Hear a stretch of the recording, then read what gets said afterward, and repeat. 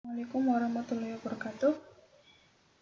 Saya perwakilan dari kelompok 1 semester 5 yang beranggotakan saya, Dwi Tika Safitri, dan rekan saya Farah Filza, Hafnita, dan juga Isti Fatimah akan menyampaikan sedikit tentang diagnosa keperawatan anestesi, khususnya di bagian pengumpulan data dan analisa data.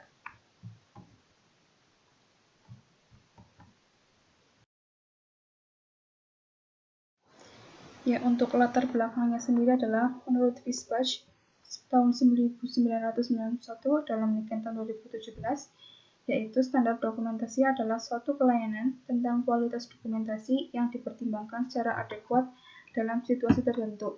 Dengan adanya standar bahwa adanya suatu ukuran terhadap dokumentasi keperawatan.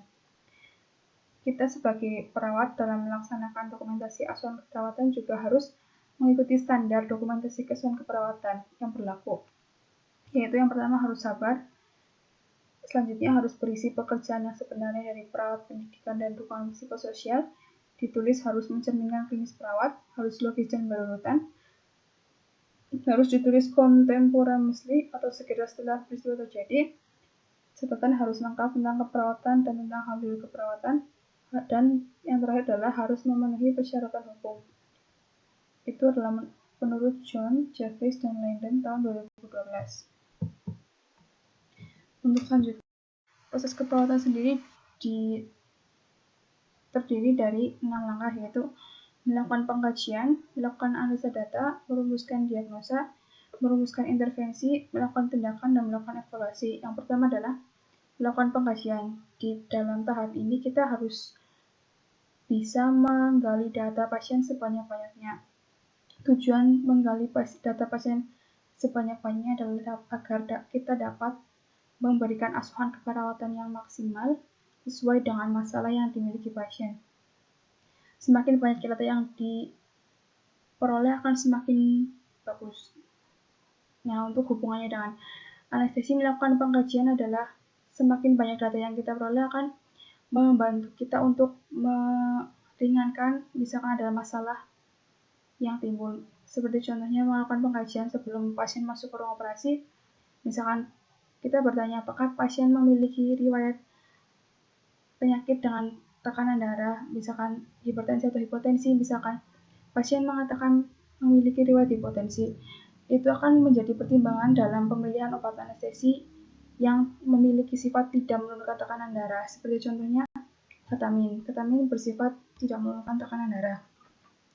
Nah, setelahnya melakukan analisa data. Analisa data itu dilakukan setelah kita mendapatkan data yang diperlukan di tahap pengkajian. Analisa data ini cukup penting karena kita akan merumuskan diagnosa dengan berdasarkan data yang sudah kita analisa. Setelah data dianalisa akan dilakukan perumusan diagnosa. Setelah diagnosa dirumuskan, kita akan merumuskan intervensi atau tindakan yang akan kita lakukan setelah kita merumuskan diagnosa. Setelah intervensi lalu tindakan ke pasien dan selanjutnya melakukan evaluasi bagaimana respon pasien terhadap tindakan yang sudah kita lakukan. Setelahnya melakukan pengkajian sistematis, urut-urutannya ada 5, yaitu pengumpulan data, analisis data, sistematika data, penentuan masalah, dan dokumentasi data. Pada pengumpulan data ini sama dengan pengkajian ya, untuk kita mengumpulkan data sebanyak-banyaknya dari pasien ataupun bisa dari keluarga pasien. Jika misalkan pasien tidak kooperatif atau pasien anak, biasanya kita dapat mengumpulkan data dari orang terdekat pasien ataupun keluarga pasien.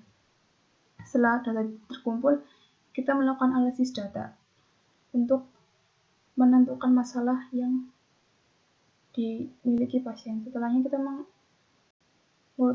Setelahnya ada sistematika data, penentuan masalah, dan dokumentasi data.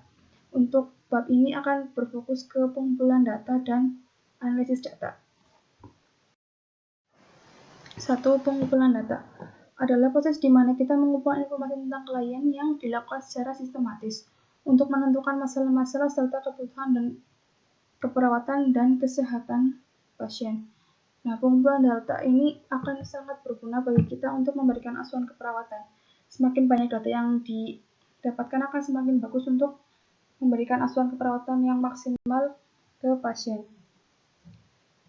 Pengumpulan ini merupakan tahap awal, jadi sebisa mungkin kita harus bisa mengambil data sebanyak-banyaknya. Dan data objektif. Data subjektif adalah data yang berasal dari pasien. Jika merujuk ke contoh asuhan keperawatan yang sudah dibuat, biasanya data subjektif akan berisi tentang pasien mengatakan, misalkan pasien mengatakan nyeri ataupun pasien cemas ataupun yang lainnya. Setelahnya, data subjektif itu data tersebut harus berasal dari pasien, dan pasien sebisa mungkin kita membangun saling percaya pada antara pasien dan perawat agar data subjektif lebih bagus. Nah, untuk data objektif adalah data yang kita peroleh setelah kita melakukan observasi terhadap pasien. Misalkan pasien nampak memegangi area yang nyeri, ataupun pasien nampak meringis, ataupun pasien nampak mendesis. Contoh lain lagi adalah ekspresi wajah pasien yang misalkan tegang karena dia menahan sakit yang sudah misalkan beberapa bulan gitu. Data objektif juga tidak hanya apa yang kita lihat, data objektif juga bisa didapatkan dari pengukuran yang kita lakukan. Misalkan kita melakukan pengukuran tekanan darah, kita melakukan pengukuran respirasi, ataupun mengukur suhu tubuh pasien. Pengukuran nadi juga termasuk data objektif yang bisa kita peroleh dari hasil pengukuran yang sudah kita lakukan. Setelahnya ada karakteristik data. Karakteristik data ini ada 3, yaitu lengkap, akurat dan nyata, dan juga relevan. Maksud dari lengkap adalah misalkan masalah yang dimiliki pasien adalah nyeri. Kita bisa tahu masalahnya dengan lengkap dengan melakukan pengkajian PGRST, mulai dari penyebab nyerinya jika diketahui pasien, kualitasnya seperti apa, rasionya di mana, skalanya berapa, seperti itu lengkap dari PGRST. Nah, untuk maksud dari akurat dan nyata adalah pasien mengatakan data itu dengan jujur dan berasal dari pasien. Akurat dan nyata. Selanjutnya, relevan. Relevannya maksudnya adalah datanya saling terkait satu sama lain. Seperti itu. Nah, untuk sumber datanya sendiri ada sumber data primer, sekunder, dan lainnya. Sumber data primer bisa kita peroleh dari pasien langsung ketika kita melakukan wawancara. Nah, sementara sumber data sekunder biasanya dapat kita peroleh dari orang-orang di sekitar pasien atau keluarga pasien. Misalkan pasien anak, biasanya kita akan mewawancarai ibunya, apa saja masalah yang dimiliki pasien dari ibunya. Terus misalkan pada pasien geriatri yang tidak kooperatif juga bisa dilakukan pengkajian. Misalkan kita mewawancarai keluarga atau anaknya atau saudaranya, seperti itu. Nah, untuk sumber data lainnya bisa kita dapatkan dari rekam medis pasien. Misalkan pasien sebelumnya pernah dirawat di rumah sakit dengan masalah yang sama, kita bisa melihat rekam medisnya. Setelah itu riwayat penyakit yang diderita pasien, terus bisa juga dari konsultasi dokter ataupun hasil pemeriksaan diagnostik yang sudah dilakukan pasien seperti tes lab ataupun EKG. Selanjutnya adalah analisa data. Fungsi dari analisa data adalah dapat menginterpretasi data keperawatan dan kesehatan sehingga data yang diperoleh memiliki makna dan arti dalam menentukan masalah dan kebutuhan pasien. 2, yaitu sebagai proses pengambilan keputusan dalam menentukan alternatif pemecahan masalah yang dituangkan dalam rencana asuhan keperawatan sebelum tindakan keperawatan. Maksud dari yang pertama adalah kita sebagai perawat dapat menginterpretasi sesuai dengan data yang sudah kita kumpulkan sebelumnya. Yang selanjutnya adalah sebagai proses pengambilan keputusan, yaitu untuk bahan pertimbangan kita tentang bagaimana intervensi yang akan kita rencanakan dan tindakan yang akan kita lakukan.